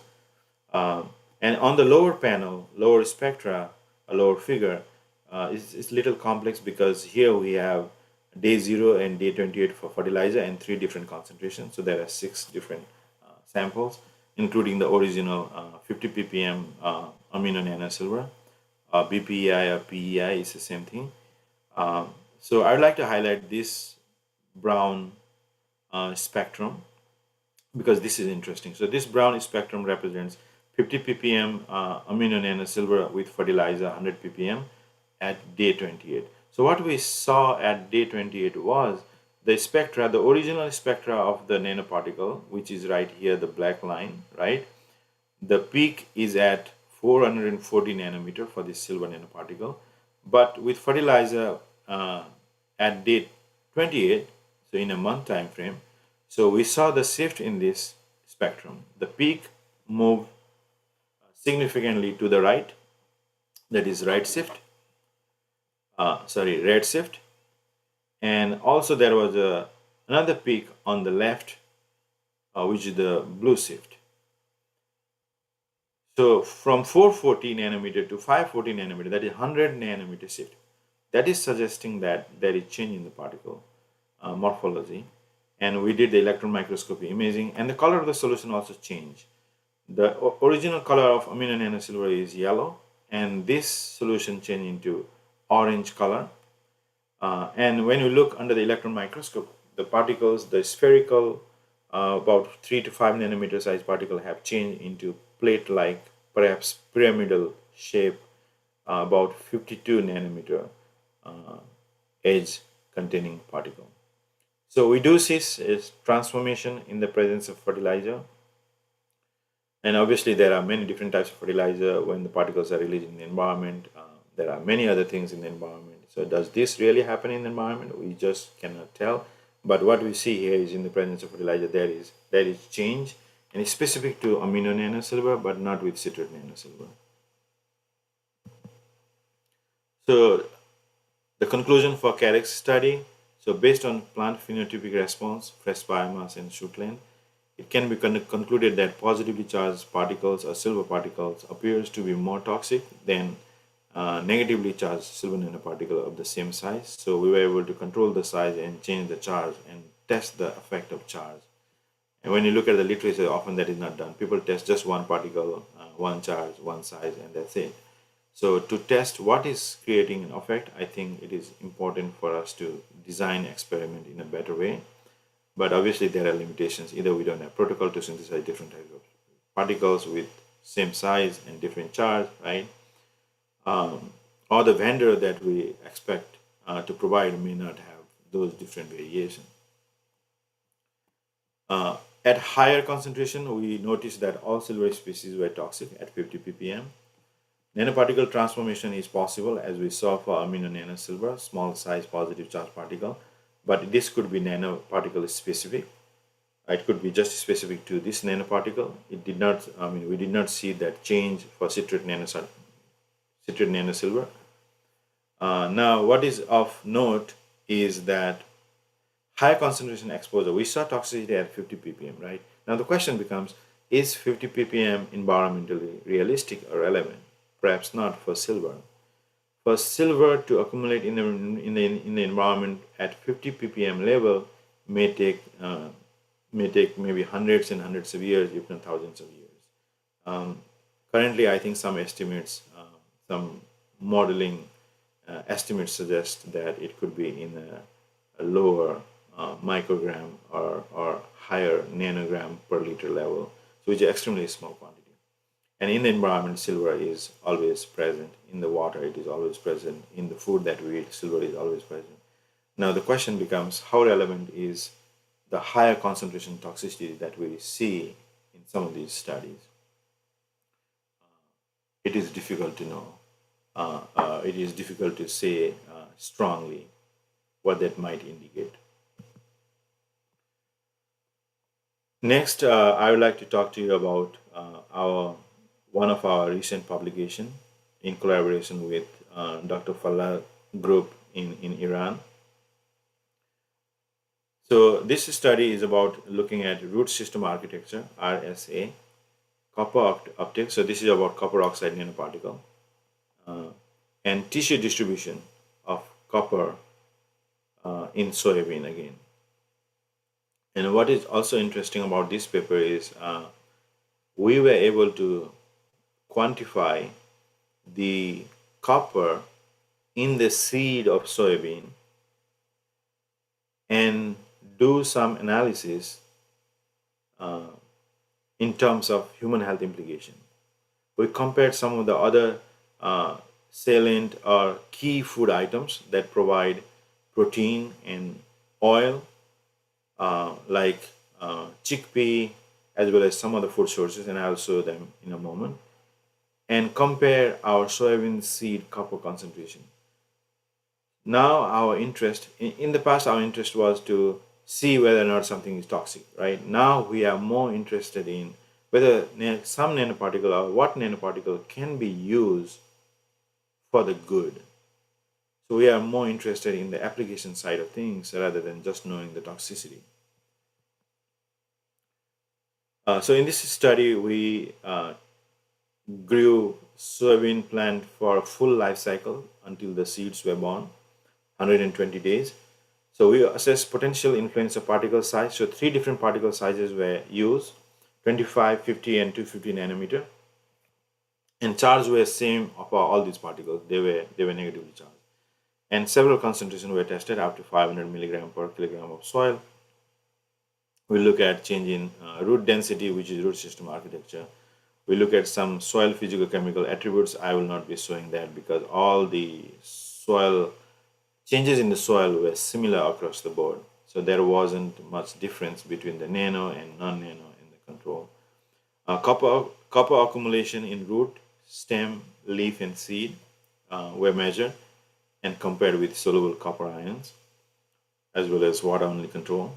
And then finally, we compared different food items for copper as micronutrient under copper oxide nanoparticle treatment, and how good or bad is that in terms of other food items compared to other food items. So these are scanning electron microscopy images of our particles. Top panel 25 nanometer, the middle panel 50 nanometer, and the bottom panel 250 nanometer particles. Obviously, you can see these all seem like in aggregates, but you will see different response even if they're aggregate. We do see a clear response based on the size. So here we are looking at root system architecture, or simply speaking, root density. Root density was measured using water displacement method.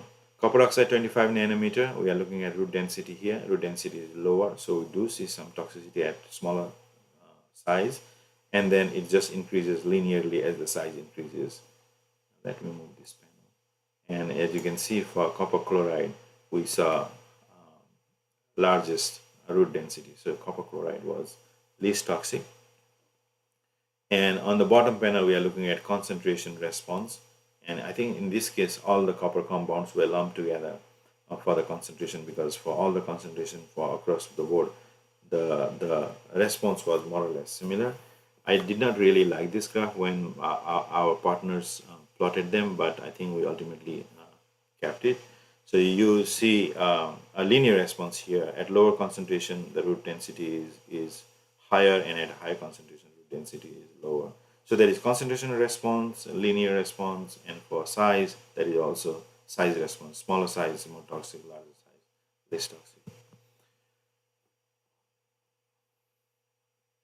So here we are looking at tissue concentration for 4 different tissue. We have root, we have leaf, we have stem, and we have seed.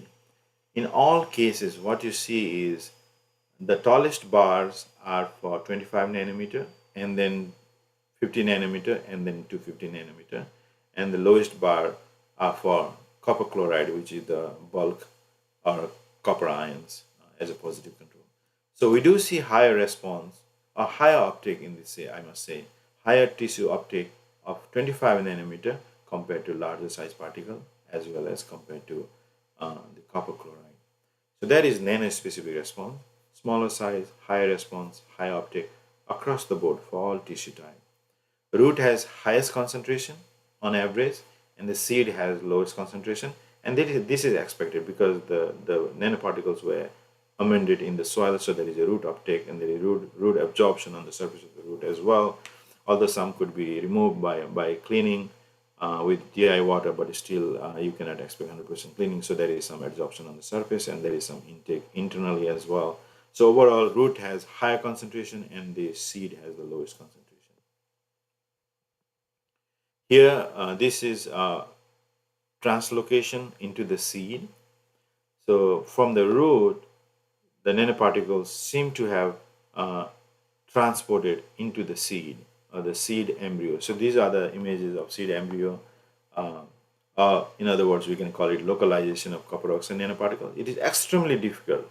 If you are very, very lucky because you have a very good instrument and you have a great technician to work with, and your samples are great, I think you will be able to see it. Otherwise, it is very difficult to look at the nanoparticles in the tissue. Well, I was at EPA, obviously, at the time, just after PhD.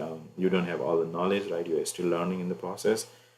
We struggle to do these types of imaging, but very recently with our partners in Iran, we have been able to see some of these particles within the tissue, and in this case, in the seed, they were able to look at the particles in the seed. Now, one limitation of this study is that the instrument did not have elemental analysis. They did not have EDX, and therefore we could not definitely say these are made of copper, but because of the density, I mean, these are metals, clearly. So we said, I think we use some language, not very confirmatory, but still saying that these are metals and probably these could be copper. So we do see indication of copper nanoparticles, and these were located in cell wall, cell membrane, as well as protein storage vacuole. So in 3 different sites within the cell, we were able to look at these particles, and we believe these are copper nanoparticles.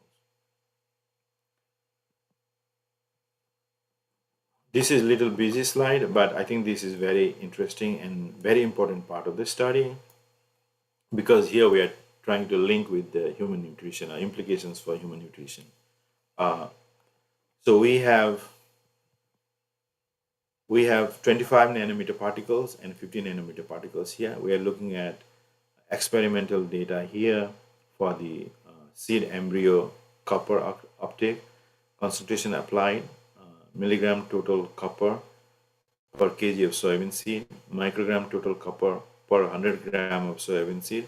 And the reason we did 100 gram is we are trying to use the data from USDA and US FDA in terms of the recommended daily intake of micronutrient copper in the human food. So it's a copper is a micronutrient. It is a very important element in various enzymatic reactions and various biological processes, and therefore improving copper content in the seed was our goal. And after publishing this paper and we knew the process how to do the thing, we started looking into similar analysis for our forthcoming paper as well, trying to link with the human nutrition and how it can be beneficial to use these nanoparticles to improve the micronutrient quality in the plants or in the seed or in the edible portion of the plants. So what we are seeing here is so using World's Healthiest Food Rating, and this is interesting, we found one website where they talk about how they categorize World's Healthiest Food. And there is a formula at the bottom of this slide. If the daily intake value is greater than or equal to 75%, the food is called excellent. If the food provides greater than 75%, greater or equal to 75% of the daily intake value for that particular nutrient, then it is categorized as excellent category under World's Healthiest Food Rating. And prior to that column, we have another column called percent daily values.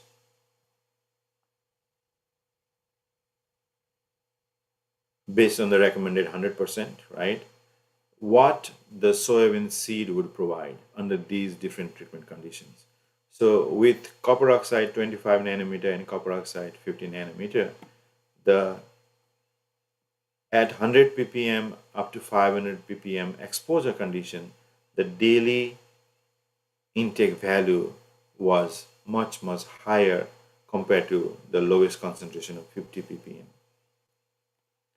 In terms of World Healthiest Food Rating, at this higher concentration, the food were rated very good for both these smaller particles, or 25 and 50 nanometer particle. Very good. And at the lowest concentration, still it is categorized as good. Now going to 250 nanometer largest size particle and the bulk counterpart, which is copper chloride, we only see very good category at 200 and 500 milligram per kg of soil exposure condition. In one of these columns here, we are showing the comparison of copper availability with chickpeas. Chickpea is considered standard to compare with. And chickpea and soybean are very similar crop as well. Both are legumes. So we are showing here per serving of half cup of chickpea. Compared to that amount, our soybean seed exposed to copper oxide nanoparticle of 25 nanometer would provide these many-fold higher amount of copper. And as you can see here, at 200 ppm 2 times, at 500 ppm 2.3 times higher amount of copper is provided by these treatment conditions. On the far right column, we compared other food items which are also the main source of micronutrient copper, like Atlantic salmon, wild cook, avocado, asparagus, cream of wheat, dried fig, and so on and so forth. There is more description in the paper itself. But compared to this food, our soybean seed provided higher amount of copper compared to Atlantic salmon. Can you believe that?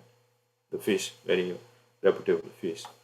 So we tried to show, or we actually found that based on this analysis, this table, that there is a possibility or potential for nano copper as nano fertilizer to improve the seed quality.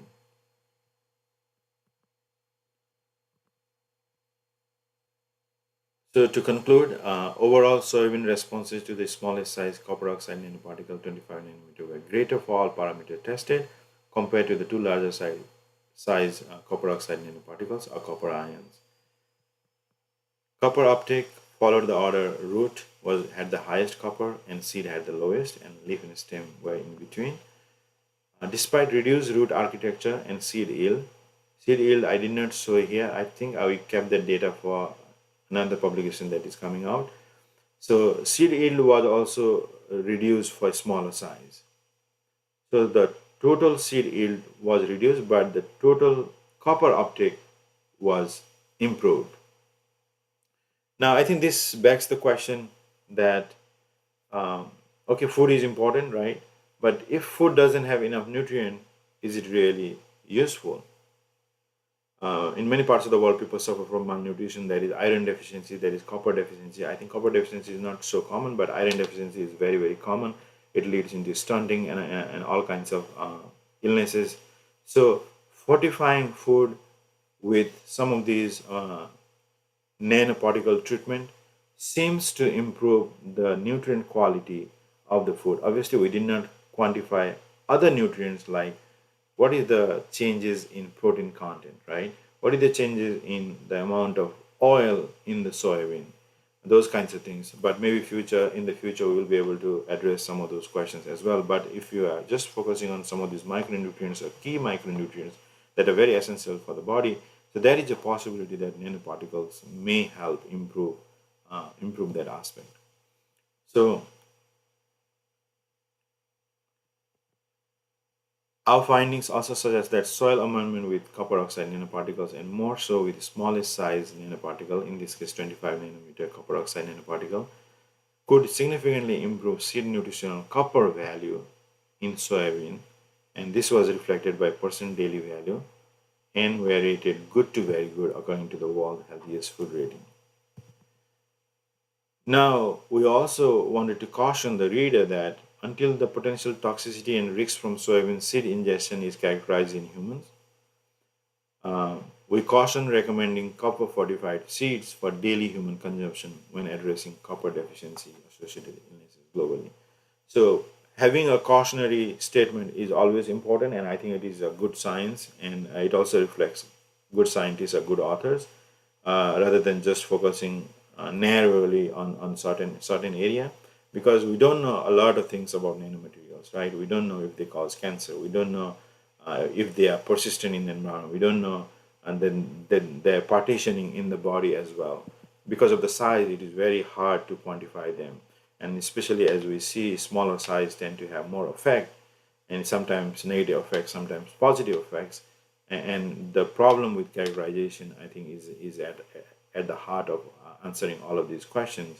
So unless we have a tool that can characterize particles and spits out maybe 10, 20, 30 different parameters that might be useful for quantifying toxicity, I think we will still have a lot of gaps in nanoscience and nanotoxicology.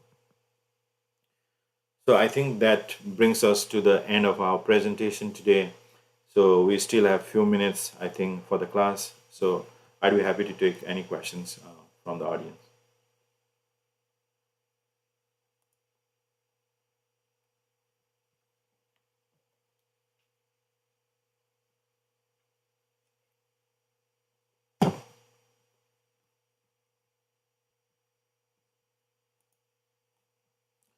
So I have a question on the chat.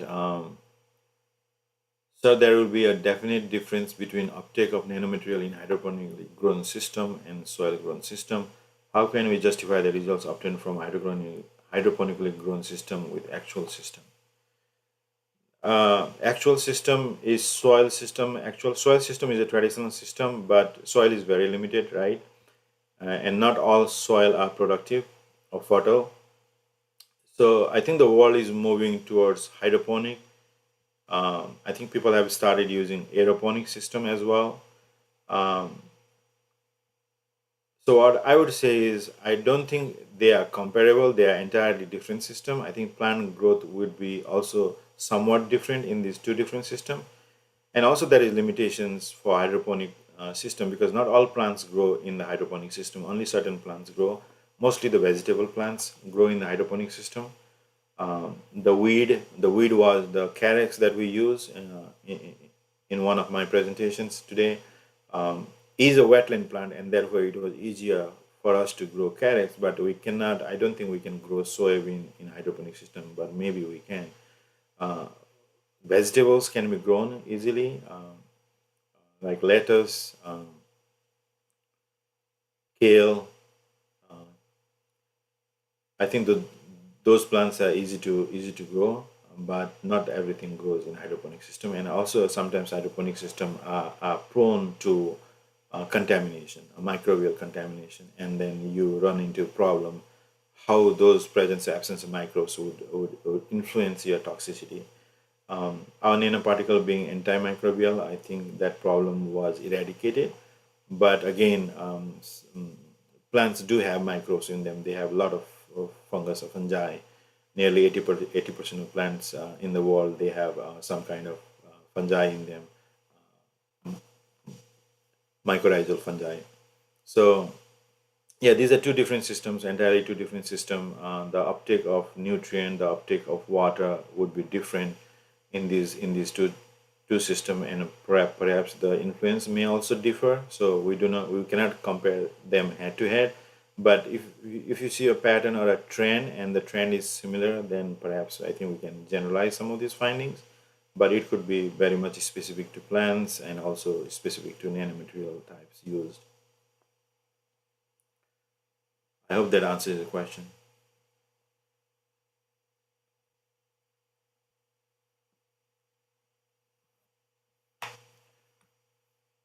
Are there any other questions? Yes, sir. I have a question. Sure. Yes, sir.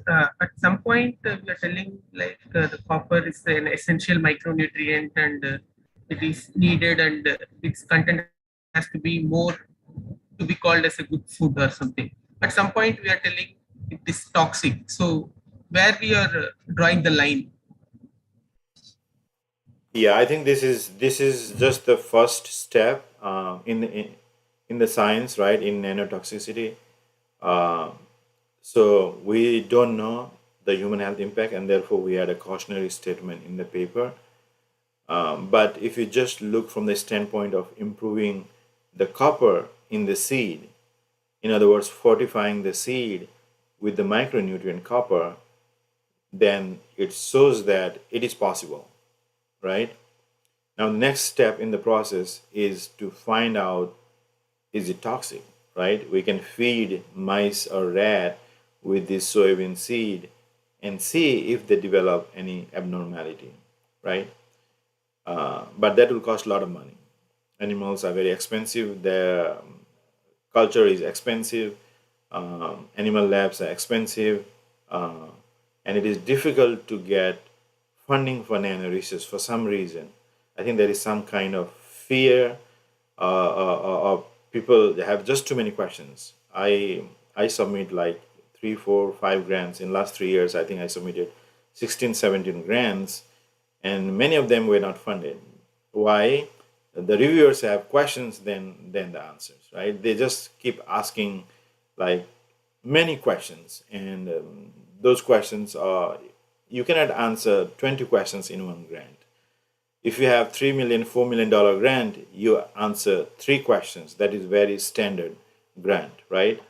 And they come up with tons of questions, and when the program officer sees that reviewers have a lot of questions, they don't fund the science. although you have a good team of experts, you have good research questions, a research hypothesis, you have good preliminary data, pilot data, you have good amount of publications suggesting that you are a credible scientist, right? And you have some history of funding as well. But again, going after these big funds, big funding, that has been really a headache. You put a lot of effort. At least it takes 3-4 months to write a good grant, right? And to build a team as well. And you need to have preliminary data beforehand, even if you start thinking about putting in the grant. And then you see all these questions. These questions are not answered questions, and you don't have the answer in the literature. So how do we know the answer to that questions, right? And you try to answer few questions based on your preliminary data, but because reviewers had asked so many questions, the program officer who funds the research will not fund your research or other project. So there are problems. There are problems in science, the way the funding is allocated, the way how senior scientists get more money and the junior scientists get nothing. And obviously the science can be skewed in certain directions, and most of the time it is dictated by the senior scientists and what questions or what kind of research they do, But that is a very good question.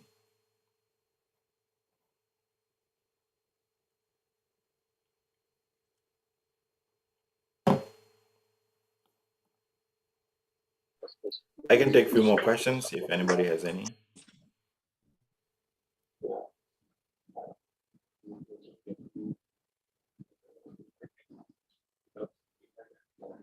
Sir, I think there are no more questions.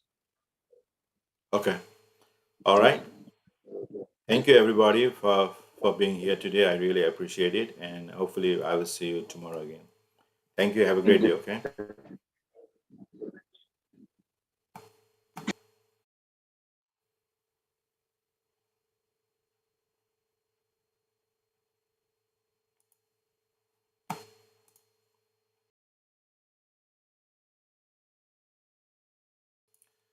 Dr. Barindran, would you like to take over as a host before I leave?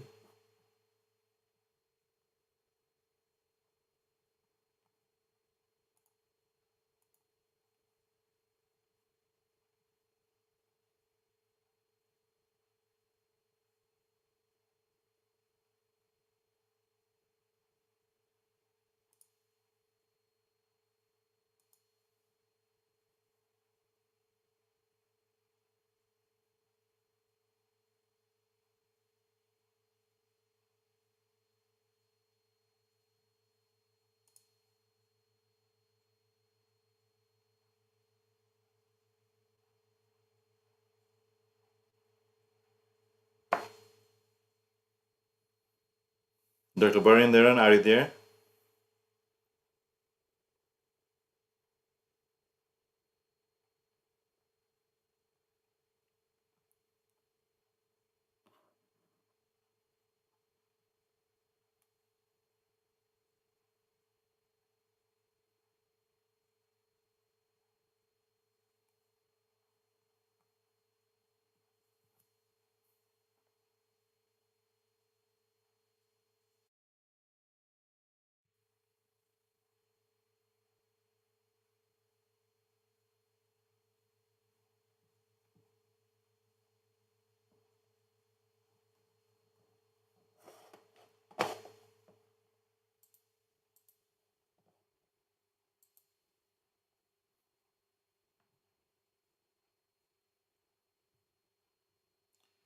Yeah, I believe there is an hour gap between this presentation and the next presentation, right? So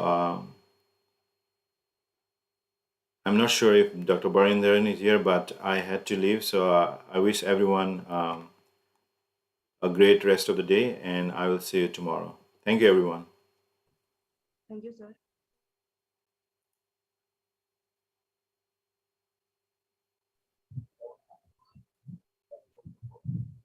Dear participants, we can meet.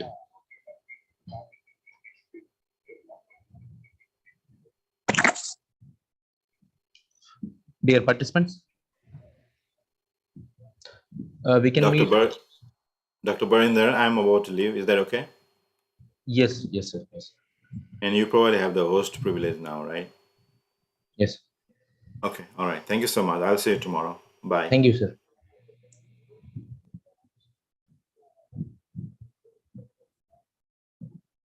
Dear participants, we can meet in the afternoon session. Thank you so much.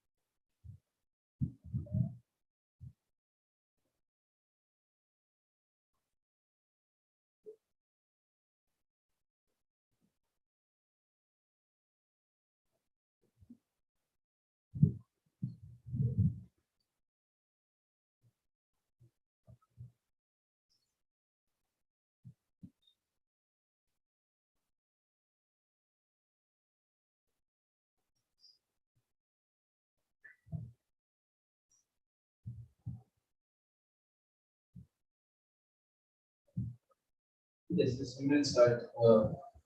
We will start it and then we'll.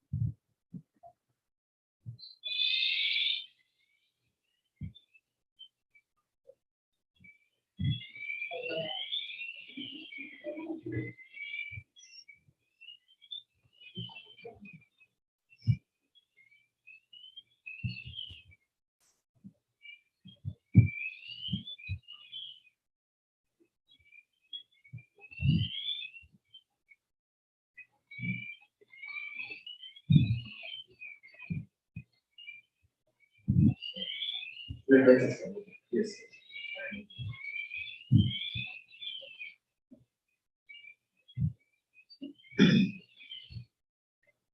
Sir. Yes. Sir, can I click on end stream? Sir, it is showing not yet, sir. Shall I click on end? Your stream will stop immediately and you will. Session is over, sir.